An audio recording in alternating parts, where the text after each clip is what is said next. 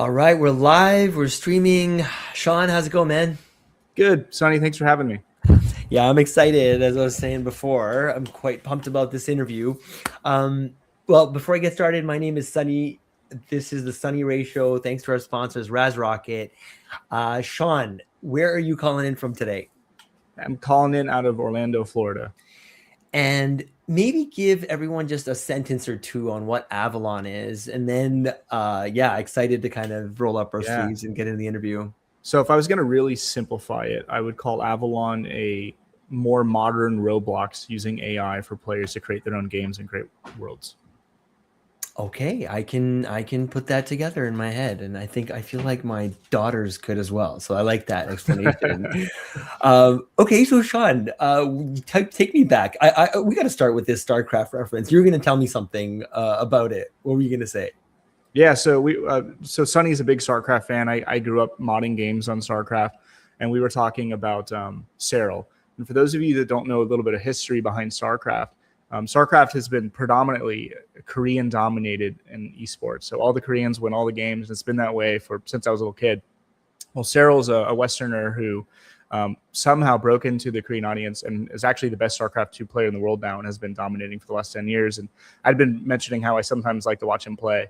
The way that the brains of these folks operate, people like Serral, I think is like the modern day chess, right? These are like actual geniuses in my mind, creating 6-7 actions per second, 600-700 actions a minute at just masterful levels of skill. So it's really impressive to watch these guys play. So from modding StarCraft in his bedroom, what were you up to when you were a kid, Sean? What were you? How old were you when you got your first computer? Man, so my dad was a tech founder, and so I was pretty lucky to get a peek into computers really early. My dad actually was a computer salesman back in like the 70s and 80s, and so I had a computer in my living room when I was 5 years old. My parents were playing Diablo, they were playing EverQuest, and then I discovered StarCraft. I think I was 6 years old when I discovered StarCraft, and I played sports. I was into soccer and other things, but for some reason, I just really gravitated toward video games. I started making games. Like all my friends would come over and they'd be like, "Hey, Sean, let's play football, or let's go play soccer or whatever. Let's go play tag." 6, 7, 8, 9, 10 years old, and I'm like, "Yeah, but have you guys played this game I made on StarCraft?" And so I'd get all my friends over. We'd have a little LAN party, and we'd be playing some little custom game that I made. And I ended up making some pretty notable ones too on the store as I got a little older. Very cool. So, Sean, you've said you started making games at the age of 5 or 6. Are these games within StarCraft? Like, were you Yeah. designing your own maps, or what was it? Yeah, I mean, StarCraft, it sounds maybe a little greater than it is. StarCraft back then, especially StarCraft 1, was really easy to mod games on. When I was creating games at 6 years old, I wasn't good at it by any means. And I was doing very basic data manipulation, right? And I didn't really know, like, I was eventually creating game logic too. It was just like, hey, like, I want to put a character in my world. I want to name him Fred. And I want to give him a bunch of health and it's a new weapon and a blah, blah, blah. And then I want to put a bunch of them in there, right? And that's kind of how I got started. And over time, I started, okay, cool. Now I want to create like custom game experience. I want to make I'd watched, I think, Starship Troopers when I was like 9 years old. And I was like, man, it'd be really cool. And that was, for the record, the first R-rated movie I ever saw, just for all the parents out there watching and maybe a little too young. But I was like, it'd be really cool to create a Starship Troopers map in StarCraft. And I made some pretty popular Starship Troopers mods in StarCraft. And it was like, okay, I need to create wave-based logic now. Like, how do I do that? And so that's kind of how I got started. And a lot of that is inspiration for what I'm building today. You said that you're from Orlando. Orlando's, and I think I was doing some research on you. Are you a third generation Orlandian? Yeah, that's right. Yeah. So a city that's built on what, theme parks and entertainment? How much did that environment help shape the way you think about immersive worlds? A lot. I grew up going to Disney World, to Universal Studios, to the beach a lot. Obviously, I have had an annual pass to theme parks on a regular basis. I sort of see them in a way similar to what we're doing at Avalon. There's sort of like, it's sort of like a multiverse of small worlds that are all connected together. And a lot of that has shaped what I'm doing here at Avalon. It's also been very difficult, I'll say, building a tech startup in Orlando, Florida. There's not a lot of like-minded thinkers here, and so that's why the company that we built is remote. Like most of my partners are actually out of San Francisco, they're out of Los Angeles. We got some folks in Europe, and so it's been sort of an uphill battle, an underdog battle, building a company here. But I've just been hyper committed to it, hyper focused on it, and the world going remote was a big advantageous move for us. So I bet. So you went from modding StarCraft and Warcraft 3 to building your own Dota spin-off as a kid? yeah. Yeah, so walk me through that progression. When did it go from, feeling like play to something that maybe you were meant to do? Yeah, so I mean, the Dota spinoff is a cool one-liner. The truth is, I didn't, I wasn't the original creator of Dota. I can't take any of that, but I was able to get into Dota and create a bunch of my own characters, a bunch of my own, game abilities, that sort of thing. And I created my own spinoff of it. It had some traction, but the most popular game I actually built was called the Video Game RPG, where you basically got to play as a bunch of different characters from a bunch of different games. You could load in as like Sora, you could load in as like Titus, as Master Chief, as Super Mario. And so you could load in as all these different characters and then play through like Diablo, play through all these different games, play through Final Fantasy. Now I say all this, you weren't really playing through all those games, right? This is all within the content, all the confinements of, it was actually Warcraft 3 that I was modding at this point in time. I was a little older. I was probably 13 years old by this point in time. But to me at that time, it still wasn't like I wanted to do this as a career. I was just having fun. I was just making things. There was a time in my life, I would say from about 16 to 20, that I thought maybe I'd get into mixed martial arts and pursue a mixed martial arts career. I was wrestling in college and doing some amateur fights. But it wasn't until I met my now wife in my early 20s when I decided, hey, maybe I don't want to beat people up for a living. Maybe I want to make people happy for a living. And I kind of shifted gears. It was a long time ago now, about 15 years ago, and went all in on this idea of making games. And I've been doing that ever since then. Very cool. And then I was also reading at UCF, you studied game design, you started 2 gaming clubs, and paid your way through college. I mean, that's quite a unique side hustle. That's not a typical, college story that you hear. So what did that early entrepreneurial grind teach you about, the economics of the virtual world? A lot of research on me. So my mom did help. I didn't pay entirely, but I helped pay my way through college. Not through those clubs. Those clubs were nonprofit. But I actually was a very serious Diablo 3 player, and was playing Diablo 3 quite a lot when it first released. And if you recall, there was a real money auction house in Diablo 3. Well, I built a number of bots in Diablo 3 that were buying and trading and selling goods on the marketplace, and I made a lot of money through that. That helped pay my way through college. That, and I also built my first company I built in college was I built a company for SEO for websites, and I was also building websites for people. So that helped. Those 2 things and my mom helped me get through college. I got to give mom, props where she helped out. So I also read that you raised $15 million for St. Jude Children's Hospital. Yeah. Gaming. Yeah. So what's the story behind that? Yeah. So, when I was at UCF, there wasn't much of any game development or gaming clubs, right?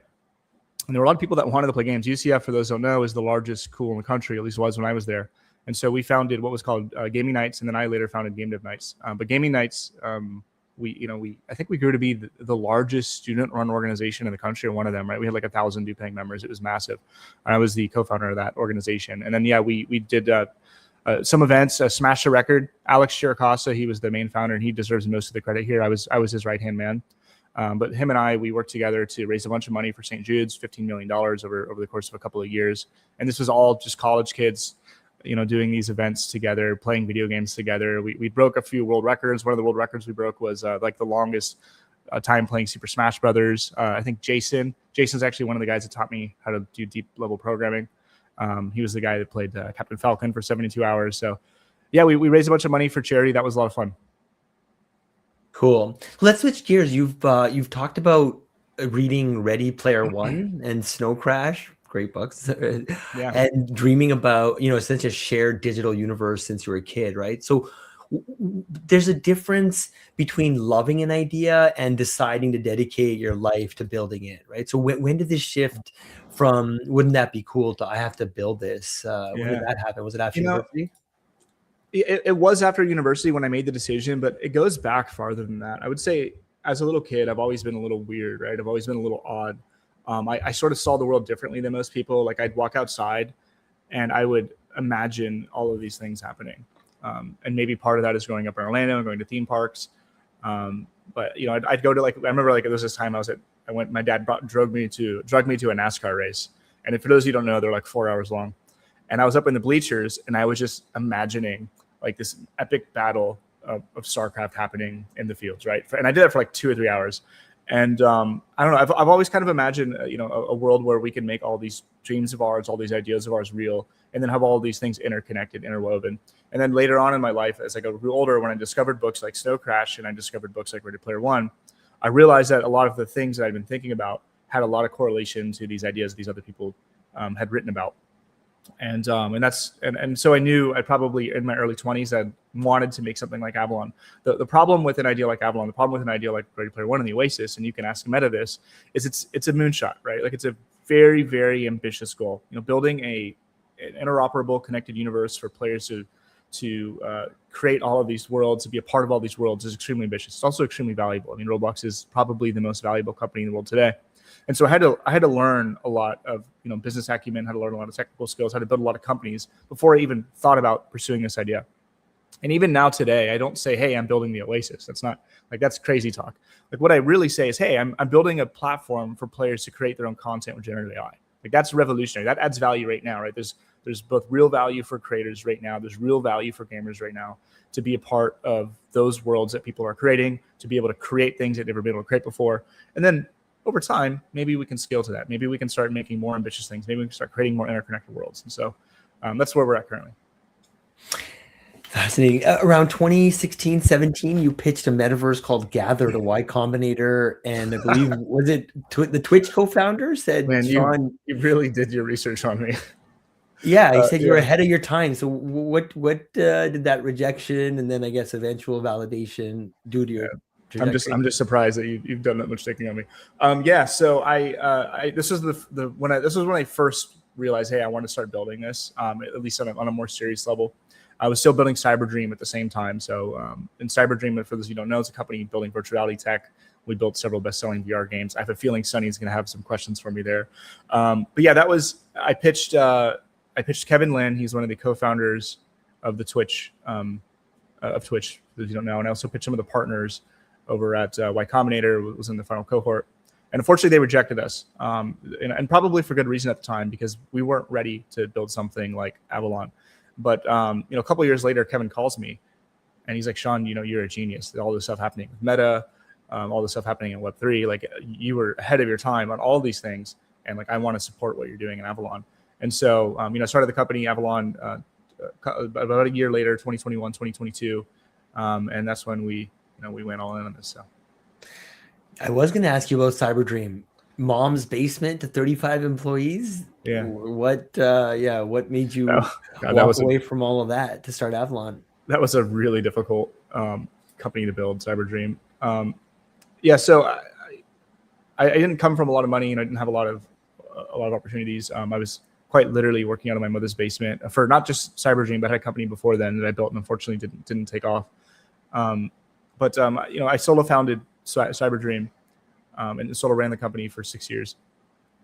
I wanted to build VR tech. I wanted to build this Oasis we were talking about. I was maybe a little too early in my career to start doing that. And so I started off building VR games. And the first VR game I decided to build was Virtual Battlegrounds. And for those of you who don't know, Virtual Battlegrounds was one of the best-selling virtual reality games in 2020. It was the best-selling virtual reality battle royale until Meta released theirs, which I'm still upset about. They released about a year later. That's when I learned that, hey, it helps a lot to have a big brother on your side. We built tech for Lockheed, built it for NASA. It was a tough road there. I borrowed money from my mom a couple times. Not, we're talking thousands of dollars to pay, my employees and that sort of thing, my contractors that were working from me, but eventually grew the company. There's a huge opportunity here in Central Florida for simulation and training. We built stuff for Lockheed, built stuff for NASA, we built stuff for Universal Studios, we built a lot of that. And the company was very profitable. I was making a lot of money. But I didn't set off on this mission to build stuff for other people, right? I want to build Avalon. which is what I'm doing now. This is what I set out to do. So I sold the company like an acqui-hire, and went all in on what we're doing today. So. And you've also been very vocal about this worrisome trend, right? The risk that a megacorp might gain tyrannical control over the future of the internet. What does like I guess like that sounds to me like it's deeply personal, not just a business thesis. Where does all that conviction come from? Yeah, I mean, so like at the end of the day, making money is great. There's a lot of ways to make money in this world. If you're a smart, hardworking entrepreneur, there's a lot of good ways to do that. And while making money is something I strive to do and I want to be a part of, but that's not why I get up in the morning. That's not what drives me. I want to make the world a better place. Right? I want to make the world a better place. And if you look at sort of digital media in general, you look at social media, you look at the internet, it's kind of in a lot of ways become not very good. And when we talk about where's technology going, when you think about AI, it's a little scary. It's not a little scary; it's very scary. And I have a strong belief that the ultimate sort of social platform is going to be this Oasis, this Ready Player One, and it's going to be coming sometime in our lifetimes. It's going to start slower. It's going to look something more like a more advanced Roblox, but over the course of decades, it's going to be, I would say, extremely pervasive. And the concept that a single company or a small group of individuals wield that sort of power of society is scary to me. Maybe I'm naive, but I want to figure out what can we do? How can we make this good? How can we make this right? And that's a big part of my mission. So the metaverse had its kind of massive hype cycle, right? When in 2021, 2022, and then a brutal backlash. A lot of people who were building in that space pivoted away, yet you leaned in harder. So just curious, what did it teach you about timing versus conviction? Yeah, so I'm definitely a conviction-driven builder. The idea of building the metaverse was exciting to me in 2016, and some concept, even though I didn't know the word in 2002 when I was a little kid. I was 13 years old at that point, and it's exciting to me today.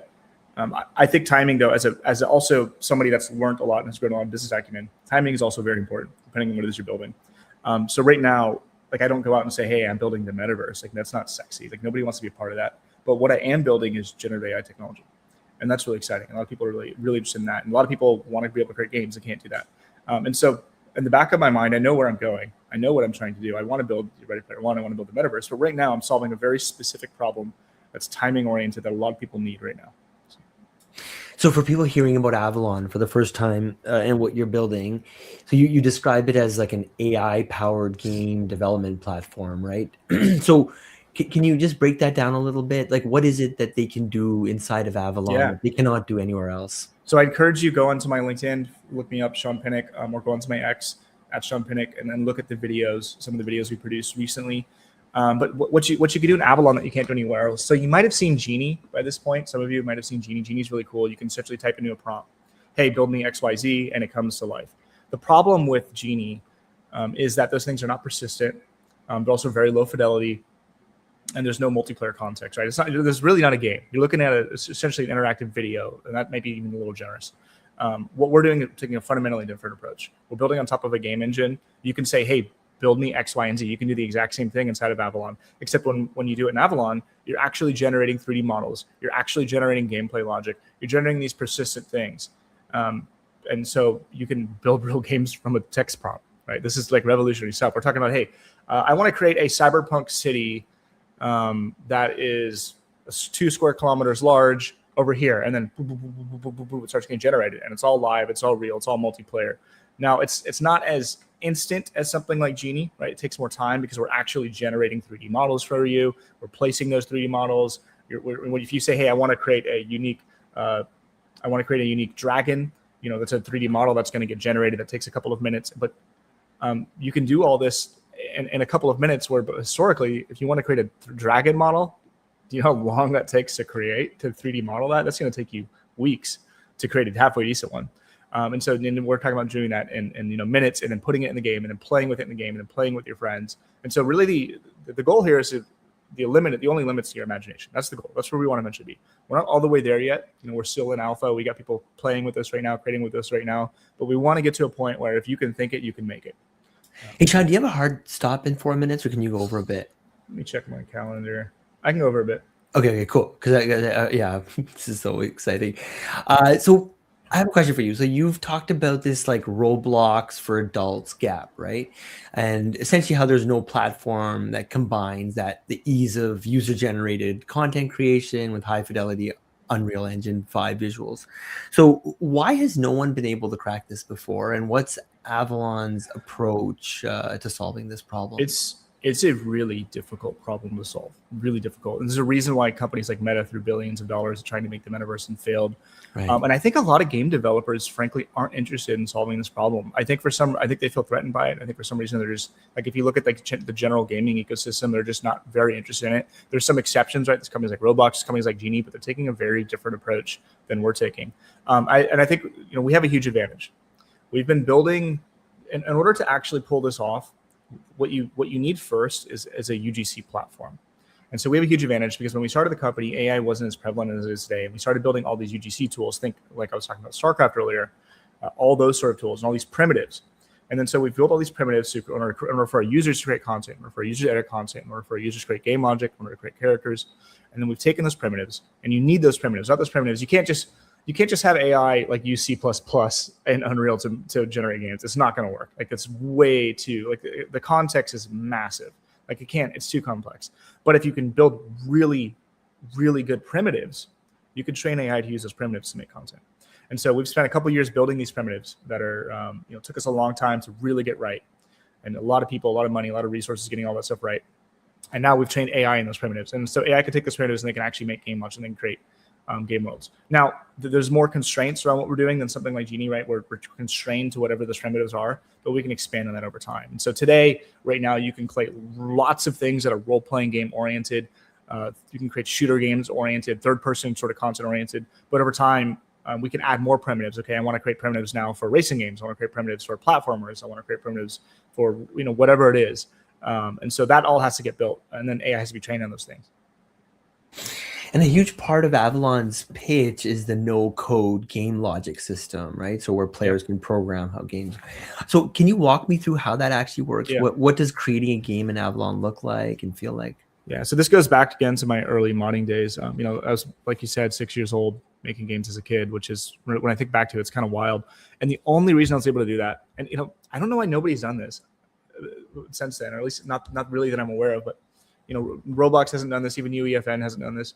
StarCraft and Warcraft had something kind of brilliant when it came to creating game logic. They created a simple action and event system. They called it the trigger system, where you could have an event and you could have an action, and you could create game logic. And those were really simple and they were abstracted. So it was like, hey, I want to put a box over here, which is my trigger, and then I want to have an action, which is I want to spawn a bunch of units. And so they created this, they decoupled all of this like complexity, all of this code to like this, essentially this visual scripting language that was really simple to understand, really simple to use or create game logic.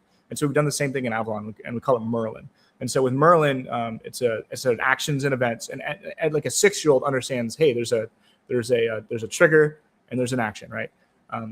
Like little kids get that. And so little kids can take these systems, they can take their triggers, whatever they are. Hey, the game starts. Hey, you walk into this box. Hey, this character dies. And then you can have an action coupled with it.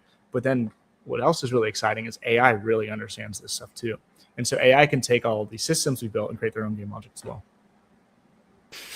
That's nuts. Sean, I have a question for you. This is not on my list of questions, but it's just like a personal one. How on earth is StarCraft so freaking awesome? Like, how am I 20 years later still playing that damn game? Like, it's Blizzard. Like a year of engineering to it. I mean, yeah, Blizzard in general. There was something special that happened with Blizzard Entertainment back in the 90s and the 2000s, and one of our goals as a company is to be like Blizzard, or at least as Blizzard was. But also, for those of you that don't know, Blizzard is also one of the largest acquisitions in history. I think 69 private acquisitions, $69 billion. So like they did something right. I've met Mike Morheim.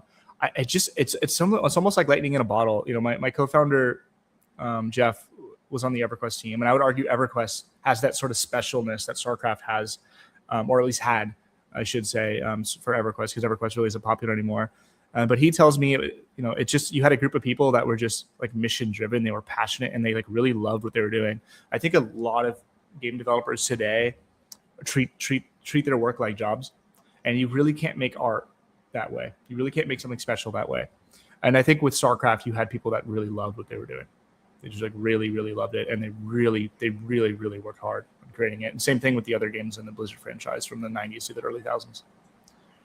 Yeah, that hits. So you're integrating AI at multiple levels, generative AI for content creation, AI-driven NPCs that remember conversations. Um, you've got, I think, this like avatar NFT element to it. How do you think about AI as a tool versus AI as a core part of the player experience? Um, so AI is optional for people that come in Avalon. Like you can come in and you can create things and you can be a part of the ecosystem and you can not use it. It's really meant to, there's really two things with AI are really exceptional in Avalon. You want to create things much more quickly than you ever could before. Okay, great. There's a way to do that. You have to pay for that. Just like like if I'm using Claude Code, I have to pay for Claude Code. It's the same concept. It's not cheap for us to do all this stuff, but it's going to save you a ton of time, right? You want to build a world in Avalon. Okay, that probably take you a few days. We built great tools for users to create worlds, but you can get a template of it going in 5 minutes. And that's pretty amazing. And I think people are willing to pay for that are creating content. But then there's the player side. What about the player point of view? What players are going to get a couple things out of it. One, they're going to get more content than they would have otherwise. They're going to get more experiences because creators are going to be creating cool things. And then two, they're also going to have worlds that are full, that feel real because all of the NPCs in them are interactable. You want to go walk up to, imagine playing a game like StarCraft or a game like Warcraft, and you walk up to some of the characters, you're talking to some of the characters, and they're having like actual dialogue with you. They're talking with you. They remember you. They may even change their behavior based on the things you say to them. If you're mean to them, they may. If you're trading with them, they may stop giving you good deals. If you're nice to them, maybe they'll go on an adventure with you, right? And so we've built a lot of that into Avalon, and then our players can actually use those systems to use those tools to create their own characters. So. Cool. So you also said interoperability is central to your vision. The idea that your digital identity and assets should travel with you across different worlds, that's quite unique. I mean, not something I can do in StarCraft.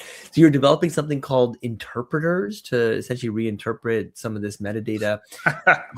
How does this all work? I mean, This is quite interesting. So can I take my sword from like one game to another? Yeah, yeah, you have done an enormous amount of research. So, and this isn't something we're adamantly solving today. And I think there's a company here that's probably not Avalon, or maybe one day could be a part of Avalon. That's, I think, very beneficial for not just gaming, but for, I'd say, a lot of digital ecosystems. And it's this idea of interoperability. How can I bring my digital identity with me from one experience to another? Now, in a closed platform like Avalon, and I don't know why it hasn't been explored as heavily in platforms like Roblox and then platforms like UEFN, but in a closed ecosystem like Avalon, I think it's really exciting. And it starts sort of inching us towards this idea of a universe or a metaverse. Because imagine I have this character, I have this avatar, I have all this progression, I have all this digital identity, I have all these maybe assets that I'm bringing with me, and I can bring those with me from different worlds to different experiences. That's really exciting. That's really sexy to me. I'd love to be able to bring my character that I've put all this time into the world that you made, Sunny, into the world this other person made. That doesn't really exist today. And now, if we could expand that idea, what if I can bring my character outside of Avalon into, say, Roblox, or Roblox's character in Avalon, or into UEFN, or into any ecosystem that wants to opt into that? Well, things start getting really exciting, but there's a lot of very difficult technical challenges to solve. Like, who authorizes me being able to do that? How do I interpret my character in Avalon that looks more AAA, imagine a modern Unreal game, into a character that resembles my character in Avalon, into a character in Roblox? And we have a lot of ideas on how that can be solved. I think AI is actually a huge part of what solves that. The authentication layer, if you read my blogs, which is what I think you read, was the thing I had initially solved, or at least solved in theory, not in practice. And in theory, I think we have some ideas on how that can be solved with AI now as well. Dude, so you've raised over, I think, $23 million from, I would call them dream investors, right? A16Z. Not A16Z. Bitcraft and some other. No, A16 was on your cap table. No, not A16Z. Yeah, no. Bitcraft, Coinbase Ventures. We got some Animoca? Yeah. Not Animoca. Not Animoca. Okay. Foresight Ventures, Spartan Capital. Some great names. But interesting. So I guess what and then do you have people on your team from Call of Duty and EverQuest and God of War and all this? Yeah. Yeah. We got a great team of folks. Yeah, Jeff, my co-founder, is one of the EverQuest co-founders. Chance Glasgow is one of the Call of Duty founders. I knew if I was going to make Avalon, I needed building Cyberdream was different. I solo founded that company. I solo built that company, and it was a lot of fun, and I learned a lot. But I knew if I was going to build something like this, I was going to need just the best team in the world. And so I that's what I did, is I tried to build the best team in the world. So I guess my question was going to be what's the roadmap look like for 2026? Yeah. So right now we have a closed alpha. If you want to come in and participate, join our go avalon.online, join our Discord. Would love to have you be a part of this. We are shooting towards an open beta later this year. We're going to pull in a lot more people, and then we're going to go for a full release. So cool. So we'll maybe land the plane with this one. And so you've once said that the metaverse will be the most pervasive technology built by humanity. But that's not why people should care. You said that they should care because we can build it together. So if Avalon's fully successful, what does the world look like 10 years from now? So if Avalon's fully successful, this piece of technology that is so pervasive because it uses things like AI and really infiltrates our lives on a social level that we really haven't seen before. It's a level, if you look at like the Roblox today, the engagement that we're seeing from young people in Roblox is so much more intense than you're seeing on platforms like TikTok or on LinkedIn or on X, pick your social media platform. And my belief is that in 10, 20 years, something like that is going to be pervasive across all of our lives. If Avalon is successful, it doesn't just mean, hey, the people that are involved make a bunch of money. What it means is we can build it in such a way where the people that actually create it can be a part of it, can part own it, and can help control and moderate it. I think that's really important for the future of humanity. So that's my mission. Dude, well, keep doing you. That was an awesome interview. That was a lot of fun. Not gonna lie, these topics are close to my heart, man. Oh my God, I live for StarCraft. About a year or two ago, I told my cousin, I'm like, you know what if life was as fun as StarCraft? And I think I might have cracked that. Like Charles was a big part of that, Sean, and cool, so are you. So congratulations. That's a great achievement. Right. I feel proud of that. Okay, buddy. Thank you so much for your time. Thank you for going overboard, and thank you all for checking in. Yeah. Until next time. Thanks, everybody. Pleasure being on. Cheers. All right, Sean.